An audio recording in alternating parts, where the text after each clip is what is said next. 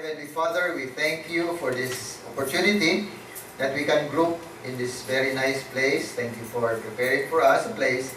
And thank you also for giving us time and giving us freedom to study your word and be blessed by you.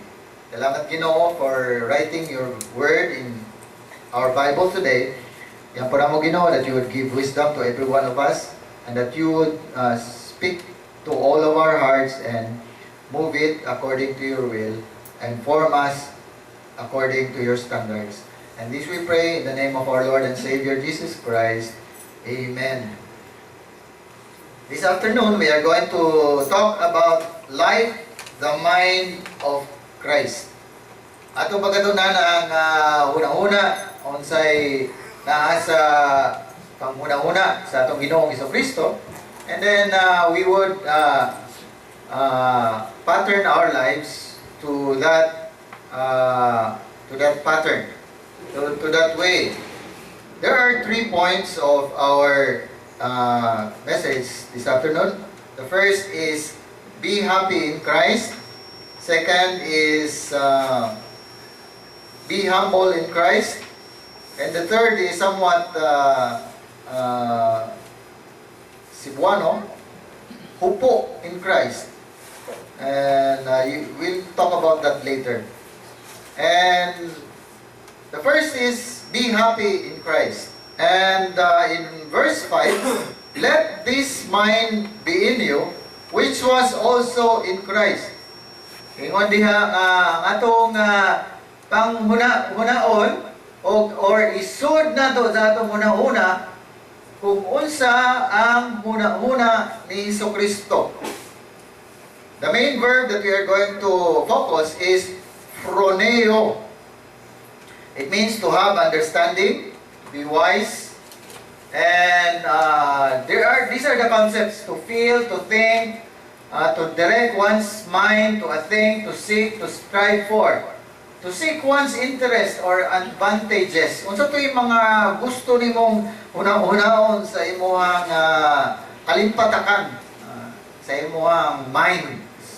What do you want to think about? The next slide is the fourth. To exercise the mind, that is entertain. Ano yung word nga entertain? What do you entertain in your mind? What to have a sentiment or opinion disposed to interest oneself. Diba? Kung sa imong huna-huna, you are interested to think, diba? Isa may ganahan nila guna-huna o dili maayo nga butang. Isa may ganahan nila maghuna-huna o problema. Diba katong nindot kayo nga panghuna-hunaon mo na imo ang usually nga mga, what do you entertain in your minds?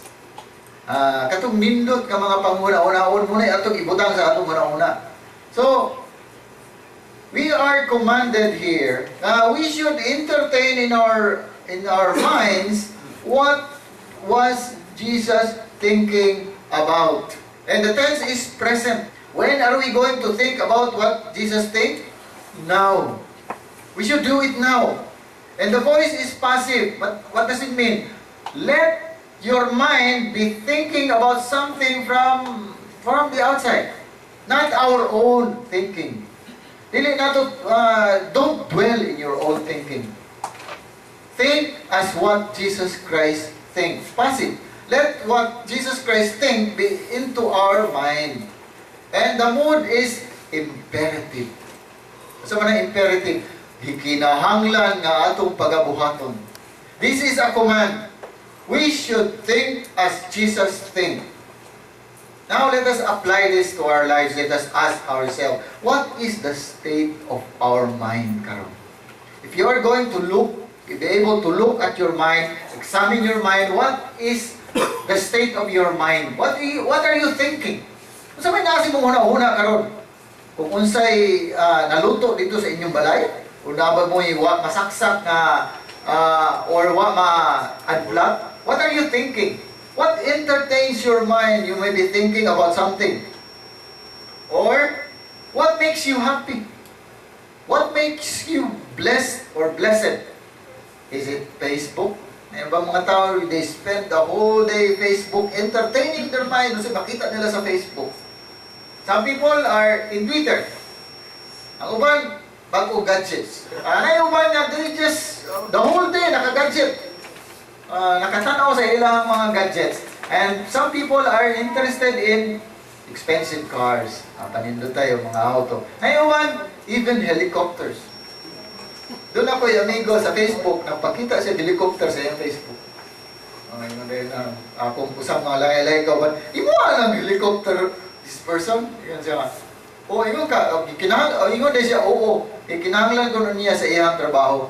Abot lang kung iya ba to, or iya ba sa kumpanya ngayong trabahoan. Engineer man siya dito sa Canada, siguro ka nang lapad man kay Canada, mato siya, visit siya. Pero yung ibutang sa Facebook, anong ibutang man niya sa Facebook? Usually, nga naman dyan kung high school mo, pakita niyo sa imo mga kwan. Many people are engrossed with sorts of things. If you are a Christian, meaning you are in Christ, your mind should be like-minded with Christ. Is mo ano magani ka? You should think like Jesus Christ think. Is your mind like Christ mind? Do you like what Christ like? Sa may gihuna-hunaan ni Yesu Kristo. Let me think. Let me ask you, sa may gihuna, what do usually Jesus Christ think while He was on earth? Nakapangutan na ko ana sa akong kaugalingon. And one thing comes to mind, there was an instance when Jesus Christ cried. Kano sa nihilak si Yesu Kristo? Don't you memorize John 11:35? The shortest verse. Jesus wept. Nihilak siya kay namatay ang iyang amigo nga gitawag og Lazarus. Ang imong best friend mamatay. Buhilak yung ka. Samot na kung makahibalo nga kapadung siya sa impyerno, mas makahilak ka. Jesus Christ showed His compassion when so many people that are famished, gigutom, physically and also spiritually. Una yung mga times nga ang Ginoo na guol. Kaya ang Ginoo, ang iyang gihuna-una, unsaon pagluwas sa mga tao. Jesus Christ's mission was to save people. Diba? Wala na siya mukhaon para lang mutabang lang sa mga tao nga nasakit, gi-possess sa demons, all sorts of problem itabang siya. Neglecting his own. Nga, there was a time na nakatug yun si Ginoo, maski nagbagyo, nawa siya kabalo nga naibagyo. Kaya tungod sa iyang kakapoy sa pagtabang sa mga tao. That was how Jesus was thinking. Jesus was thinking how to save people. Is this how you think as a Christian? When should you be like Christ? Tomorrow? It should be now. And should you do it? Yes, because it is a command. If you are a follower of Christ, you must follow Christ. And that is the first part of our message. Like the mind of Christ. Next, please. The next point is be humble in Christ. Sa verse 6, who being in the form of Christ, God, thought it not robbery to be equal with God, but made himself of no reputation, and took upon him the form of a servant, and was made in the likeness of man. And being found in the fashion as man, he humbled himself. The next point is be humble in Christ. The Greek word is tapeino, meaning to depress. Where did Jesus Christ come from? Coming to earth, Jesus was, as He continues, was being in the form of God. Jesus Christ lived in heaven, but He came down to earth. And then when He came down, He made Himself of no reputation. And then, number 2, took upon Him the form of a servant. Nagpaka-sulugoon.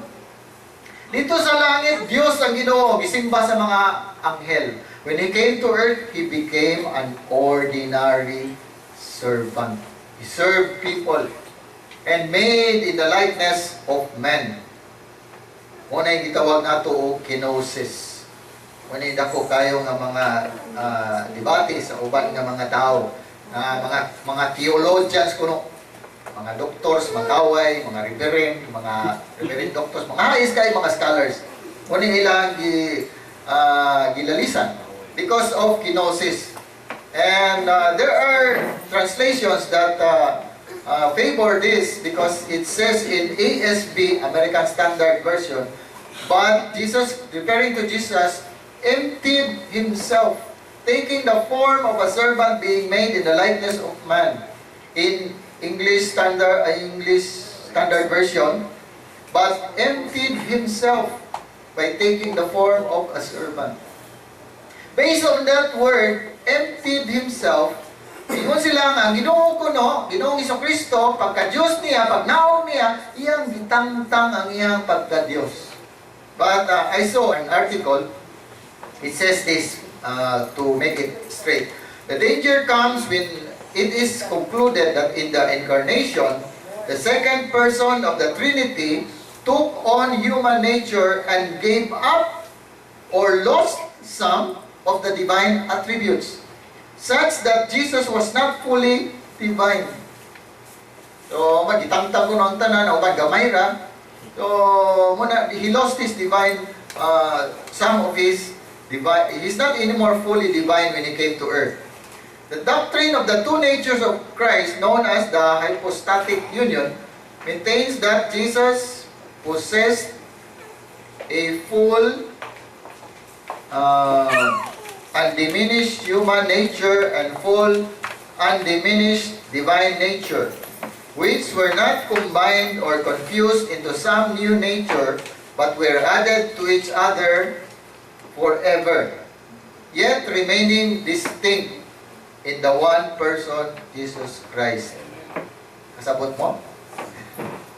Medyo bugat kayo, dagang kayo. Ang buot lang ipasabot diha, o ang atong gituuhan karon, ang Ginoo, nanaog siya sa kalibutan, ang iyang pagka-Diyos, wa niya tangtanga.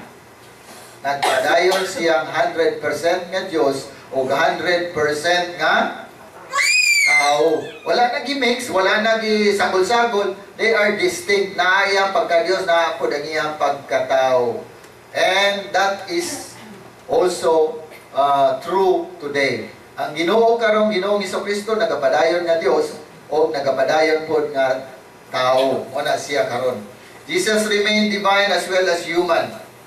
He just positioned himself as if he is nothing. Ha? Kung sa'yo gisulti sa kanta, I have nothing. Nothing if I don't have you. Di ba? Sa may buot pasagutan ang kanta. I have nothing. Wala ako'y nothing. I have nothing. Sa may buot pasagot. Nawa, medyo naging mga sanina. Nawa, ang imong tanan, everything. Wan lang na siya. Hulagway lang na siya nga. There is nothing kung wala ka sa akong kinabuhi. Wala siya. Dili na siya buot pasabot nga, nawa, everything that you have, expression lang na siya. When Jesus said he became nothing, ang iyang posisyon sa pagka-Diyos, ang iyang posisyon sa mga high, he made it low. Positionally low ang Ginoo. That is humility. Meaning, he was humble himself. Now, let us ask ourselves, are we ready to humble ourselves? Who is the center of our lives? Jesus?